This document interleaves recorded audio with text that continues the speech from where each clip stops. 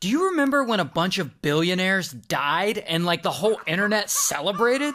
Well, it all starts with this guy. His name's Stockton. And Stockton is a pilot and an engineer, but what he really wants to do is explore the universe, like Captain Kirk on Star Trek. But one day in 2004, when he's 42 years old, he decides to do just that. Except he's gonna start specifically underwater. And so he starts renting private submarines to travel down into the deep. And he is shocked at how few submarine rentals there are out there. And so after a little research, he starts thinking, hey, I'll build a private submarine myself and I'll let people rent it from me. So in 2009, that's what he does. Stockton starts his own company, OceanGate. Hi, my name is Stockton Rush. I'm the CEO and founder of OceanGate. Then in 2016, he and OceanGate start taking tourists in a small submarine to tour underwater ruins from this Italian shipwreck. That's pretty cool. But that's apparently not enough for Stockton. He's thinking bigger. He wants to take tourists down to a destination that's really hard to get to. A destination that's gonna get his company a lot of buzz and attention.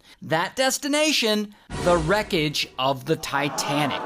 And so Stockton gets to work and he starts designing a submarine that can withstand the pressure of the ocean at 13,000 feet deep. And old school standard submarines, they're too expensive and way too big. And Stockton, he wants his to be cheap. And so, boom, he starts building it. He apparently cuts some corners on the material he uses on it, and he adds a bunch of other pre-made parts so that OceanGate can save some money. And he also installs a Logitech video game controller to steer it. Now, he does get a lot of criticism for this, but I actually looked into it, and it's apparently not uncommon to use Logitech video game controllers to control certain parts of submarines. So he's not entirely crazy for installing one on his, apparently. Anyway, once it's built, he calls this new submarine Titan.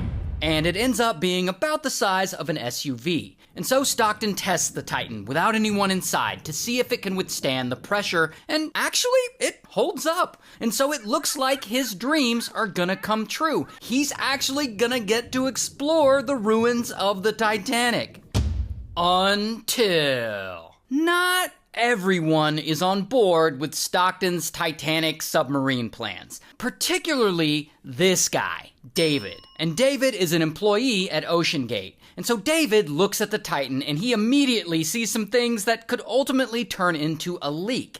And so David lets it be known, and he brings all these serious safety concerns up in a meeting with all the bosses at OceanGate. He's like, this sub, it isn't strong enough. And he insists that they get it inspected and certified by the American Bureau of Shipping to verify that it's safe and up to standard. But I guess Stockton is like, nah, that won't be necessary, because he feels that most accidents are caused by mistakes made by the operator, not by the equipment. And so getting extra inspections won't really matter. And then, boom, they immediately fire David and they give him 10 minutes to clear out his desk, and then they escort him out of the building. I guess they really did not like being questioned. Regardless, now that no one is poking holes in this business plan, Stockton can move forward with testing the Titan with an actual human inside, and of course, he insists on taking it down first, by himself. And so he takes the Titan down, and everything seems to be going fine.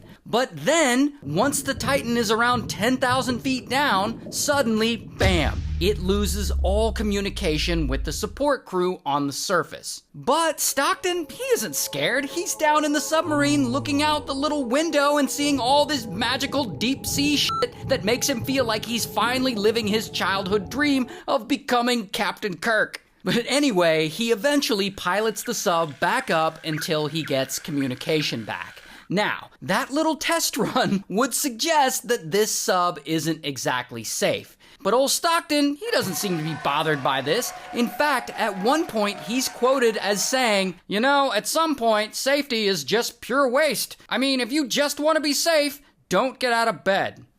Oh boy. So anyway, in 2021, Stockton and OceanGate start taking tourists down to see the wreckage of the Titanic.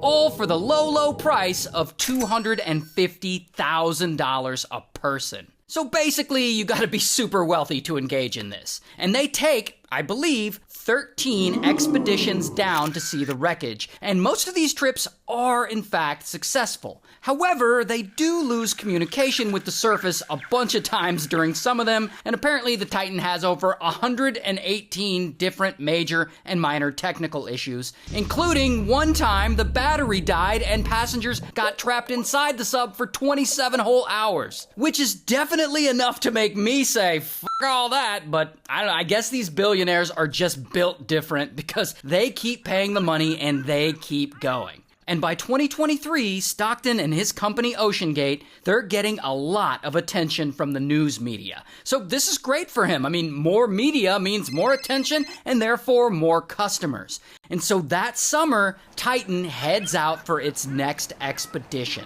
Another trip to see the Titanic, and 5 people are supposed to go on this trip, Stockton and 4 others. And they aren't all billionaires, only 2 of them are actually billionaires. One of them is actually one of the billionaire's 19-year-old son, and one of the guys is a Titanic expert. And so all 5 of these people get in the sub and it takes off and it starts to submerge, and everything's going fine. And over an hour goes by, and so far, so good, everything's going as planned. In fact, the sub sends a message to the support crew on the surface saying, all good here. And so I assume they're all chilling in this tiny little sub, looking out the windows or whatever, checking out the fish. And then, suddenly, out of nowhere, boom, they lose power. And the Titan slowly tilts, and it starts to nosedive toward the ocean floor. And all the passengers are now sitting in the pitch dark like, what the fuck is going on? And this goes on for about 60 seconds. And now they're panicking. Like, why did they lose power? Is this the end for them? And then, boom, the Titan implodes. And it crushes everyone like a soda can. I guess it wasn't constructed right, and it was under too much underwater pressure. And all 5 people on board die instantly. And it's not dramatic, it's not long and drawn out suffering, it's instant death within milliseconds. So they felt nothing. And here is actually footage of a piece of the sub they later found on the ocean floor. Now, there is some speculation that the 5 passengers did not lose power before the sub imploded, that it just imploded instantly and there was no panicking and no darkness or anything like that. But the truth is, we actually don't know for sure. And so then this story breaks and it's all over the news. And then the internet hears about it and they are ruthless. Like they fucking celebrated these 5 people's demise. Do you remember that? Like the general consensus when this happened was, yeah, fuck those billionaires. Like they deserved it. Like what? And people are like making memes out of it? Tons of memes. Like these people were just trying to explore the ocean and the internet is over here dancing on their grave. It was wild.